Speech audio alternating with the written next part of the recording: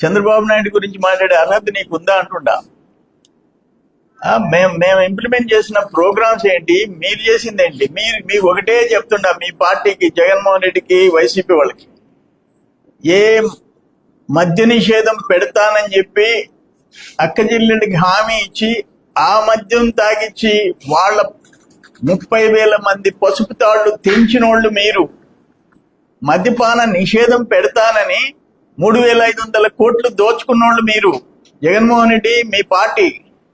మీరు మమ్మల్ని గురించి మాట్లాడతారా? ఈరోజు మేము ఇంప్లిమెంట్ చేసే ప్రోగ్రామ్స్ కంట్రీలో నంబర్ 1. 4,000 రూపాయలు వృద్ధాప్య వితంతో పింఛను ఇచ్చే రాష్ట్రం ఏదుందో చెప్పండి దేశంలో. పడక మీద పడుకునే వాళ్ళకి నెలకు 15,000, సంవత్సరానికి 1,80,000 ఒక ఉద్యోగికి ఇచ్చేంత డబ్బు ఇచ్చేవాళ్ళు ఎవరో చెప్పు, ఏ పార్టీ? అందుకే నిన్న ఆ సూపర్ సక్సెస్ అనంతపురంలో అదిరిపోయింది.